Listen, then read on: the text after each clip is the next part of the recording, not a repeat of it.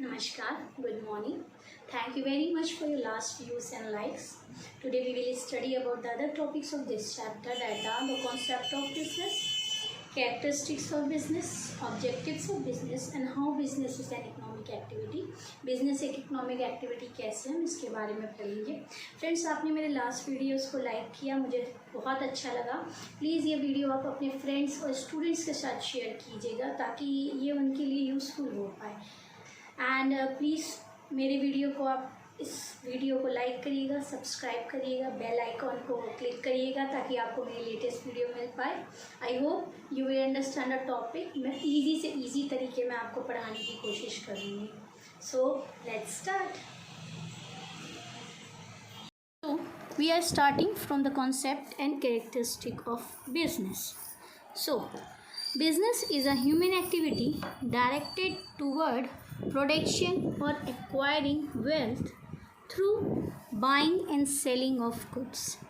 Who said? Lewis H Haney. ठीक है, ये इनने कहा था कि बिज़नेस वो एक्टिविटी है जिनमें आप प्रोडक्शन कर रहे हैं. प्रोडक्शन कर किस लिए रहे हैं? आप मनी जनरेट करने के लिए करें या कह लीजिए अर्निंग के लिए.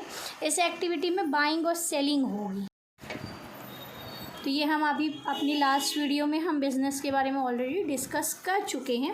ये उसका हल्का सा एक कॉन्सेप्ट हमने दोबारा पढ़ लिया. ठीक है, अब इसकी डिटेलिंग पढ़ते हैं. तो first we are starting from characteristic, जिसे आप नेचर भी कहते हो.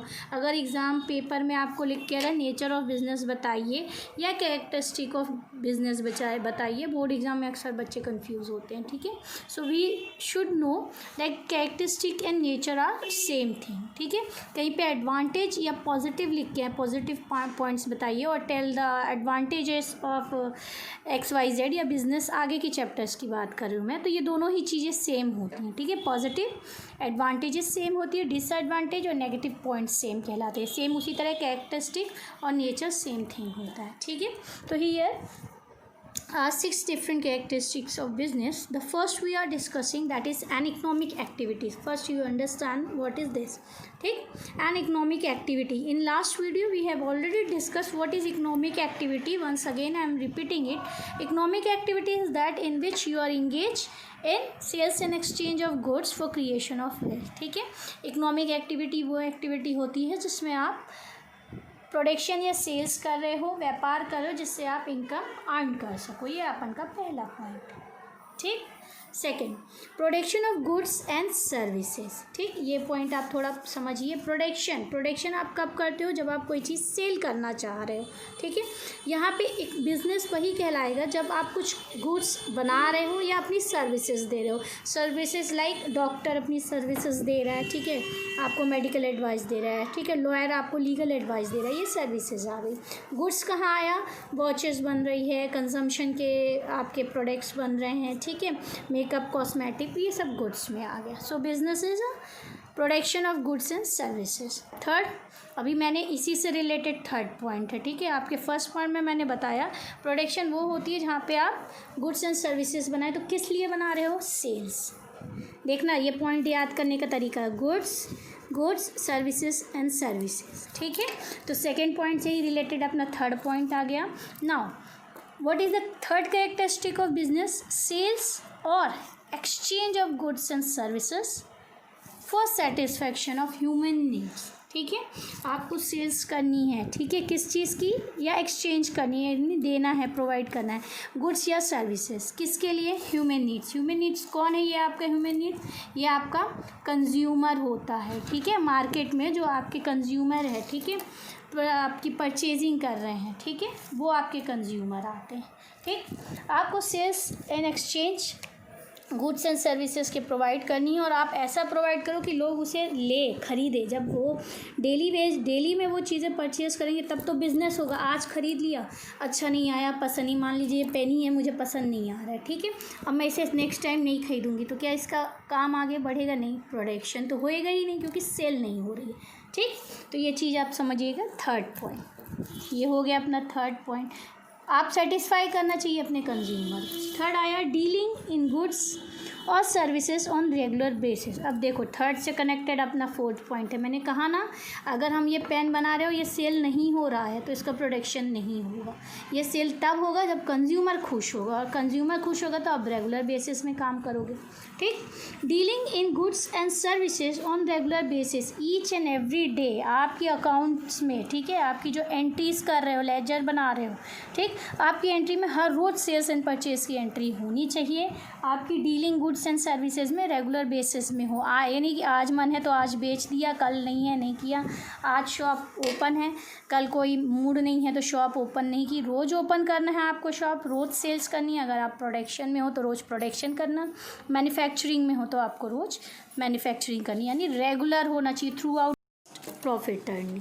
ठीक, now what do you mean by profit earning? The thing, if you are doing goods exchange of goods and services, in that you should earn profit. ये नहीं कि आप बिजनेस लॉस में कर रहे हैं। क्या ये पॉसिबल है कि अगर आपको पैसा ना मिले, आपकी मम्मी ने आपको पॉकेट मनी नहीं दी, उसके बाद भी आप मार्केट जाके परचेज़ कर लो? ये पॉसिबल नहीं है। सेम चीज़ बिजनेस में होती है। For manufacturing you need goods, for goods you need money, और मनी आपको हर बार जितनी भी सेल्स होगी उसमें प्रॉफिट होना चाहिए, फिर आप वो प्रॉफिट को अपने बिजनेस में घुमा सकते हो। बिना किसी प्रॉफिट मोटिव के कोई बिजनेस एक्टिविटी हो ही नहीं सकती।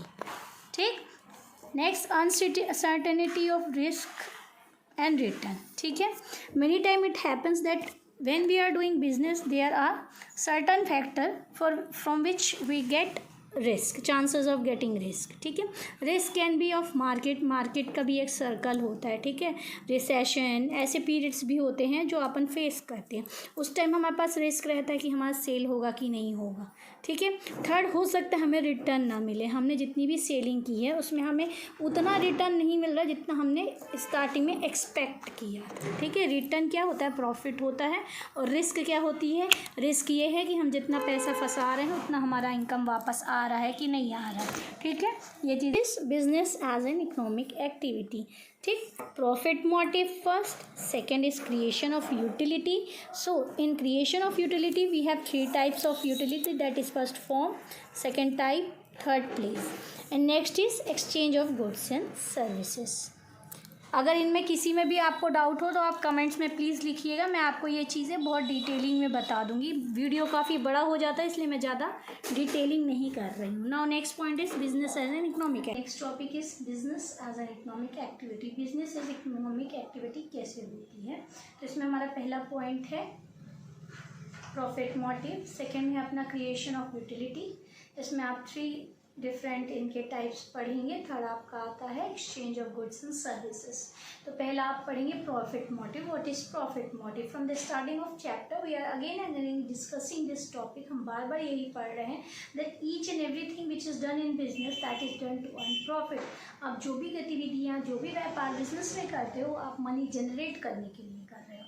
ठीक है, तो हमारा बिजनेस का मेन एम क्या है? प्रॉफिट बनाना। If we are investing 1 lakh रुपये, then definitely I will expect कि इसमें मुझे कुछ प्रॉफिट आना चाहिए। अगर मेरी लागत 1 लाख की है तो मैं एक्सपेक्ट करूँगी कि इसमें 1-2% मुझे बैक रिटर्न आए। ठीक है, रिटर्न में आपको प्रॉफिट आना चाहिए। सेकेंड आपका टॉपिक है क्रिएशन ऑफ यूटिलिटी। ठीक है, जो मांगे हैं उनको आप कैसे फुलफिल कर रहे हो। तो इसमें आपकी 3 कैटेगरीज आती है। One is form utility. ठीक है, what is form utility? In form utility is that in which a businessman converted raw material into finished goods. ठीक है, हम जो भी चीज़ें मार्केट से परचेज करेंगे इसमें वो अपन को कंप्लीट फॉर्म में मिलेगी। For example pen. ठीक है, पेन आपको एक कंप्लीट फॉर्म में मिल रहा है कि आप यूज़ कर पाओ, पर एक्चुअली क्या ये इस फॉर्म में था? नहीं था। ठीक है, इसको स्टेप बाय स्टेप प्रोडक्शन में प्रोसीड करने के बाद इस फॉर्म में लाया जाता है। सेम चीज़ होती है टूथपेस्ट, आप मैगी ले रहे हो, ठीक है, आप ऐसी चीज़ें ले रहे हो जो डायरेक्ट आप यूज़ कर सकते हो अपने घर में। ये सारी चीज़ें मार्केट में फिनिश प्रोडक्ट में लाई गई है। ठीक है, पहले स्टार्टिंग में ऐसी नहीं होती है। So this is our form utility. Then time utility. So what is time utility? In this word time is given. आप टाइम वर्ड से आपको तुरंत क्लिक होना चाहिए कि ये कोई चीज़ टाइम यानी समय से रिलेटेड बात करें। ठीक है, there are many goods which are consumed throughout the years and there are many things which are not consumed throughout the year, only in certain season or time period. ठीक है, हिंदी में अगर आप समझना चाहें मोटे मोटे शब्दों में तो ये जान लीजिए, ऐसी बहुत सी चीज़ें हैं जिनका प्रोडक्शन पूरे साल होता है, और ऐसी बहुत सी चीज़ें हैं जो सिर्फ एक सर्टन टाइम पीरियड में बनती है, कह लीजिए विंटर्स में, समर्स में ऐसे बनती हैं, ठीक है, पर आप यूज़ उनको पूरे साल करते हैं, ठीक। और ऐसी बहुत सी चीज़ें हैं जो आप यूज़ सिर्फ सीजन वाइज करते हो। तो time utility, what it do, the time utility फिल्स the, और कह लीजिए it maintain the time between the consumption and production, ठीक है, कंजम्पशन और प्रोडक्शन के बीच जो आपका गैप है उसे ये मेंटेन करता है, ठीक है। फॉर एग्जांपल एसी, कूलर, ये पूरे साल प्रोडक्शन होता है, टीवीज़ में ऐड आते रहते हैं, आप खुद देखते होंगे, लेकिन होता क्या है, ये आप कब यूज़ करते हो, only in summer season. Wheat, grain, rice, ऐसी बहुत सी चीज़ें हैं जो अपने सीजन में ही फार्मिंग की जाती है, लेकिन each and every day that is cooked in your kitchen. I don't think India में कोई ऐसा किचन होगा जहाँ पे राइस ना बनते हो, जहाँ व्हीट ना यूज़ होता हो, ठीक है। आप रोटी रोज़ खा रहे हो, आप चावल रोज़ यूज़ कर रहे हो, ठीक है, दाल आपके यहाँ रोज़ बन रही है, पर इनके सीज़न है।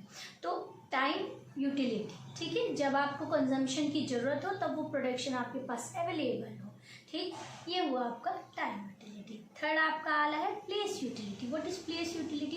It फिल्स the gap between the places, ठीक है, जो कंज्यूमर है उसे कंज्यूम तो करना है, यानी यूज़ करना है वो चीज़ें, पर वो वहाँ अवेलेबल नहीं है। फॉर एग्जांपल, इसका बेस्ट एग्जांपल मैं आपको दूंगी टी, ठीक, टी आपकी आसाम में बन रही है, दार्जिलिंग में बन रही है, पर each and every day that is use in your kitchen, आपके किचन में चाय बनती है, ठीक। तो ये क्या हो रहा है, प्रोडक्शन इसका वहाँ हो रहा है, पर अवेलेबल इसको थ्रू आउट द इंडिया किया जा रहा है, कैसे, थ्रू डिस्ट्रीब्यूशन, ठीक। ऐसी बहुत सी चीज़ें जो फॉरेन से आ रही हैं, ऐसी बहुत सी चीज़ें हैं जो इंडिया में अवेलेबल नहीं है, विदेश से, फॉरेन से आके यहाँ पे इंपोर्ट होती है और आपके लिए अवेलेबल की जाती है, ठीक। तो ये हुआ प्लेस यूटिलिटी, जो भी टाइम प्लेस के बीच जो गैप है उसको ये फुलफिल है। Objectives of business, there are many different certain multiple objectives for a businessman to run their business। एक बिजनेसमैन अपना बिजनेस कई कारणों से उद्देश्यों के साथ रन करता है, ठीक है। किसी का उद्देश्य प्रॉफिट बनाना, किसी का है कि वो मार्केट में बहुत ज़्यादा एक्सपेंड करे, they are certain. So this objectives are categorized in 3 categories, ठीक है। ये अब हम इनको डिस्कस करेंगे। So first, second and third. First हमारा ऑब्जेक्टिव है इकोनॉमिक ऑब्जेक्टिव, सेकेंड है अपना सोशल ऑब्जेक्टिव, थर्ड है ह्यूमन ऑब्जेक्टिव, या कह लीजिए इंडिविजुअल ऑब्जेक्टिव, ठीक है। ये वर्ड से आपको क्लिक कर रहे हैं कि हम किसकी बात करने जा रहे हैं। तो फर्स्ट है हमारा economic objective.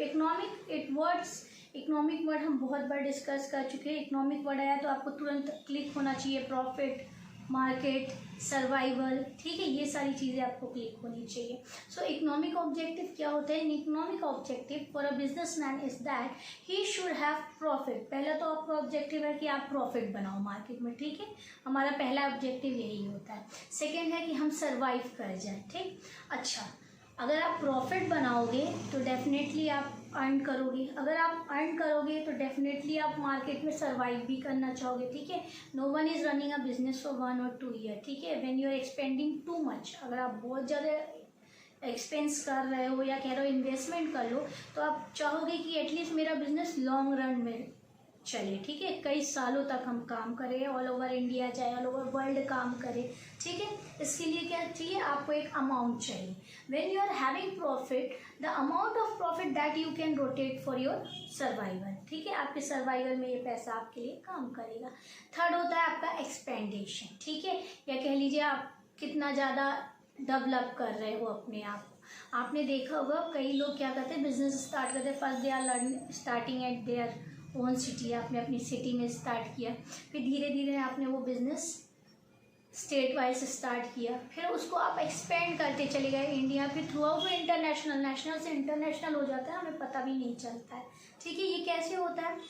When you are having a good profit in the market, आपके पास एक अच्छा खासा मार्केट बना हुआ है मान के चलिए, तो जो भी आपके पास अमाउंट आ रहा है, आप क्या करोगे, धीरे धीरे अपना प्रोडक्शन लेवल इंक्रीज करो, ठीक। प्रोडक्शन स्टार्ट होगा। If your production is increasing, you will start increasing your branches. आप ब्रांचेस स्टार्ट करोगे थ्रू आउट। मान लीजिए किसी मोबाइल कंपनी को अगर आप देखोगे, जब स्टार्ट होती है तो सबसे पहले वो अपने टावर लगाने स्टार्ट करता है, फिर वो अपने ऑफिसेस डालना स्टार्ट करता है। ये क्या है? ये एक्सपेंडेशन है, ठीक है।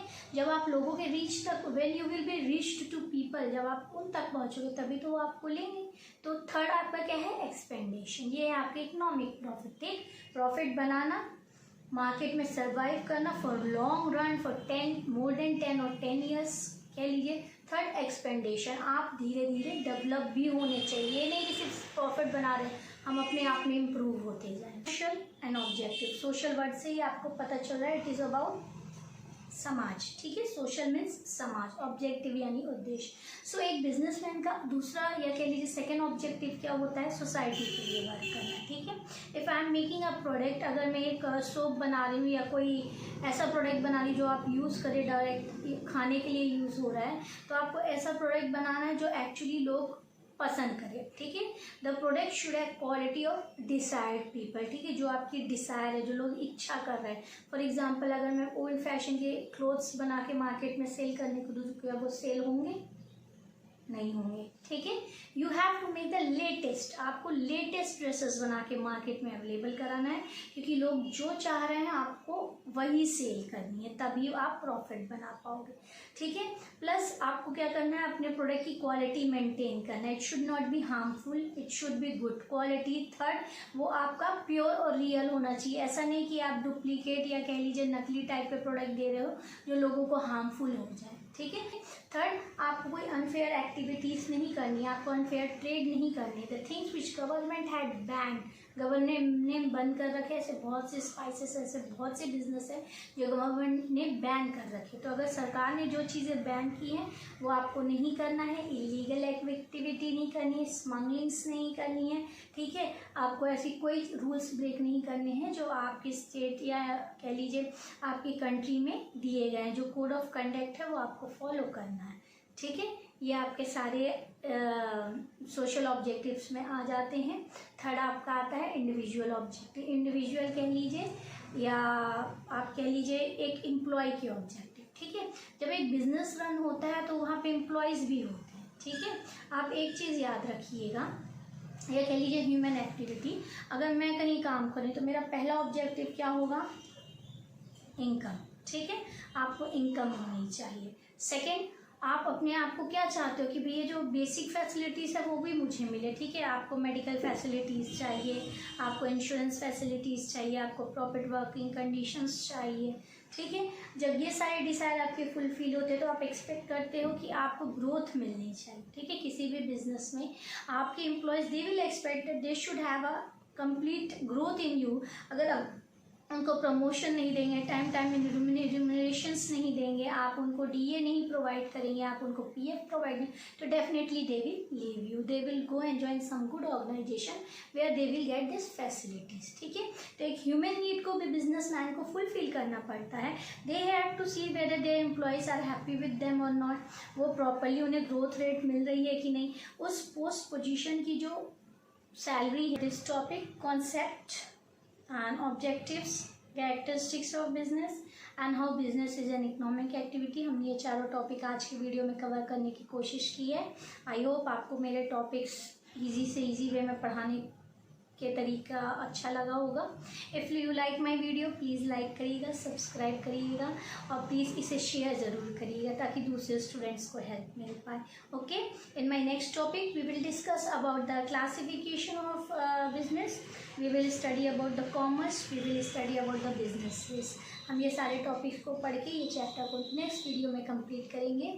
थैंक यू वेरी मच और प्लीज़ ज़्यादा से ज़्यादा मेरे वीडियोज़ को देखिएगा।